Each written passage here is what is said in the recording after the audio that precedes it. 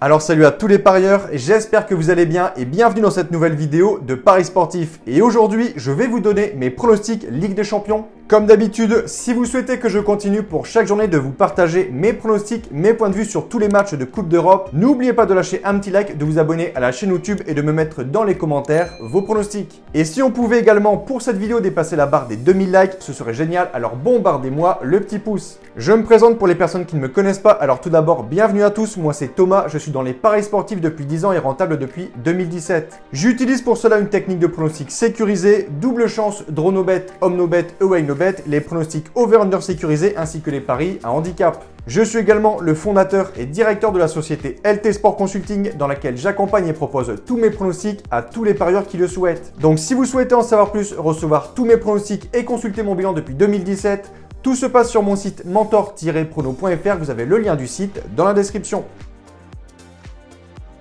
Comme d'habitude, on fait le bilan des matchs du 23 novembre. Le bilan est parfait puisqu'en termes de pronostics sécurisés, on réalise un ratio de 8/8. Petit conseil pour placer vos pronostics, je vous conseille le bookmaker Pinacle où les codes sont très intéressantes. Vous avez le lien en description. Je vais maintenant vous donner mes pronostics accompagnés du score que j'envisage pour les matchs. Comme je le précise dans toutes les vidéos, ce sont uniquement des points de vue, ce ne sont absolument pas des pronostics à jouer en score exact et ce ne sont pas forcément non plus des pronostics que je joue personnellement. Je le redis, mes propres pronostics sont disponibles sur mon site. Autre point, je vous conseille toujours de parier en sécurisant vos pronostics et j'explique tout ça dans cette vidéo. Si les cotes du double chance et du draw no bet de l'équipe que je vois gagner sont inférieures à 1,50, vous devrez donc placer un home no bet ou un away no bet pour faire gonfler la cote. Et si dans les trois cas, la cote reste inférieure à 1,50, vous ne devrez pas parier sur ce match.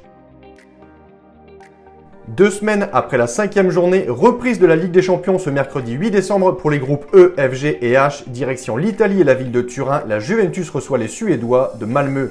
On a ici un match entre deux équipes totalement opposées au classement mais également dans le niveau de jeu. Les Italiens, second du groupe à égalité de points avec Chelsea, pourraient en cas de victoire contre Malmö et de faux pas de Chelsea contre le Zénith prendre seul cette première place. Ils seront donc très motivés contre une équipe de Malmö assurée de finir 4e de ce groupe après une phase de poule totalement ratée, un seul point, un seul but marqué et 13 encaissés. Au match aller en Suède, la Juventus était facilement imposée 3-0 et je pense que ce match retour sera une nouvelle fois dicté par la Juve 3-0. Second match, Zénith-Chelsea. D'un côté, les Russes 3e du groupe avec 4 points sont d'ores et déjà éliminés de la Ligue des Champions mais en revanche assurés de 3e place et donc de qualification en Europa League. De l'autre côté, Chelsea avec 12 points est forcément qualifié pour les 8e de finale mais en revanche, ils possèdent le même nombre de points que la Juventus. Ils devront donc tout faire pour gagner, prendre les 3 points et conserver cette place de leader. La motivation sera donc plutôt du côté des Anglais où l'enjeu est très important, bien plus que celui du Zénith. Je vais donc partir sur un succès des Blues qui sont bien évidemment supérieurs au Zénith, je vais dire 2-0.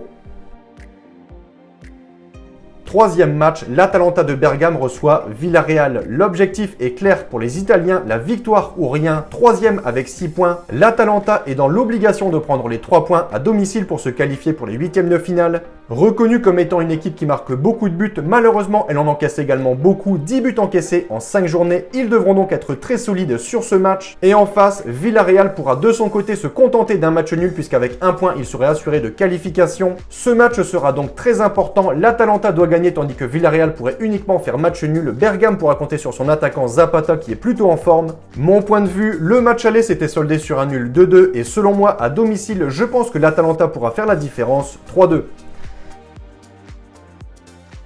Belle affiche en Allemagne, le Bayern de Munich reçoit le FC Barcelone. Les Allemands vont tenter de rentrer dans le livre des records de la Ligue des Champions en alignant une 6e victoire dans cette phase de poule, ce qu'ils avaient déjà réalisé il y a 2 ans. Le Bayern est archi premier de son groupe et forcément sera au rendez-vous des 8e de finale. Comme d'habitude, ils sont très impressionnants. Ils possèdent la meilleure attaque de la compétition avec 19 buts inscrits en 5 matchs. Un Robert Lewandowski qui en a déjà mis 9 en Coupe d'Europe et 25 toutes compétitions confondues en 20 matchs. Le ratio est énorme. La mission sera donc compliquée pour Barcelone. S'ils ne gagnent pas et que Benfica gagne dans l'autre match, les Catalans seront éliminés. Au match aller, ils s'étaient lourdement inclinés 3-0 dans un match à sens unique. On se rappelle également de la raclée du Bayern il y a 2 ans, 8-2. Clairement, le Bayern est un cauchemar pour Barcelone et même s'ils sont déjà qualifiés, je pense que Munich ne lâchera pas ce match, surtout que du côté de Barcelone, il y a beaucoup d'absents. Je les vois s'imposer 4-2. Pour ce match entre Benfica et le Dynamo de Kiev, l'enjeu sera uniquement du côté des Portugais puisque Kiev est d'ores et déjà avec seulement un point éliminé de la compétition et Benfica, quant à lui, pourrait se qualifier en cas de victoire contre Kiev et de faux pas de Barcelone contre le Bayern. Je pense que Benfica devrait gagner ce match de 1. On file maintenant en Angleterre, à Old Trafford. Manchester United reçoit les Young Boys de Berne. Après avoir traversé une crise sportive, ce qui a coûté la place de leur entraîneur, les Mancuniens vont beaucoup mieux. Tout d'abord, une victoire en Ligue des Champions 2-0 à Villarreal et ensuite en Première Ligue. Un bon nul contre Chelsea et 2 succès, 3-2 contre Arsenal et 1-0 contre Crystal Palace. Manchester est actuellement premier du groupe et assuré de jouer les huitièmes de finale. Ils voudront finir cette phase de poule de la meilleure des façons, c'est-à-dire par une victoire contre des Suisses qui sont derniers du groupe. Manchester prendra également sa revanche du match aller. Clairement, je vois les Anglais s'imposer 2-0. Septième match, Salzbourg-Séville. Après un bon départ avec notamment des victoires contre Lille et Wolfsburg, les Autrichiens ont eu un peu plus de mal ensuite avec des défaites en déplacement à Lille 1-0 et à Wolfsburg 2-1. Mais avant cette sixième journée, Salzbourg pointe en seconde place. Une victoire contre Séville leur permettrait de se qualifier en huitième de finale. Attention tout de même à cette équipe de Séville qui, malgré son statut de favori de ce groupe, a eu beaucoup de mal, mais en cas de victoire, il serait donc qualifié. Ce match sera donc très important des deux côtés. Je ne serais pas surpris de voir ce match se solder par un nul, je vais dire un partout avec un avantage aux Espagnols. Huitième et dernier match de cette sixième journée, direction l'Allemagne. Wolfsburg reçoit le LOSC. Dans ce groupe très serré, seulement 3 points séparent le LOSC premier de Wolfsburg quatrième. Malgré cette place de lanterne rouge dans ce groupe, les Loups peuvent encore se qualifier en huitième de finale. Pour cela, ils seront dans l'obligation de gagner ce match face à des Lillois qui joueront également leur qualification. On va donc assister à un match très important des deux côtés. Au niveau de la forme, gros avantage à Lille, il reste sur une série de 7 matchs sans la moindre défaite, et notamment sur 2 victoires de suite contre Rennes et Troyes, et Wolfsburg de son côté reste sur 5 matchs sans victoire, 4 défaites et un nul. Au match aller, les deux équipes s'étaient quittées sur un score nul et vierge 0-0 malgré une grosse domination des Lillois. Selon moi, ici en Allemagne, Lille aura les moyens d'accrocher au moins le match nul, ce qui leur permettrait de se qualifier, je vais dire un partout avec un avantage aux Dogs. Donc voilà pour mes pronostics et je vous conseille une dernière chose. Si vous souhaitez gagner au paris sportif et être rentable sur le long terme, il faut parier sur les meilleurs bookmakers, ce qui vous permettra d'augmenter considérablement vos bénéfices. J'utilise personnellement le bookmaker Pinacle et dans cette vidéo, je vous explique étape par étape comment parier sur Pinacle. Vous avez le lien de la vidéo dans la description.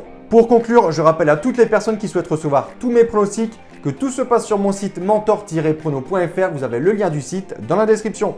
N'hésitez pas si vous avez des questions à me contacter directement sur mon site. Et sur ce, je vous dis à toutes et à tous une très bonne journée. Bon pronostic. Ciao ciao.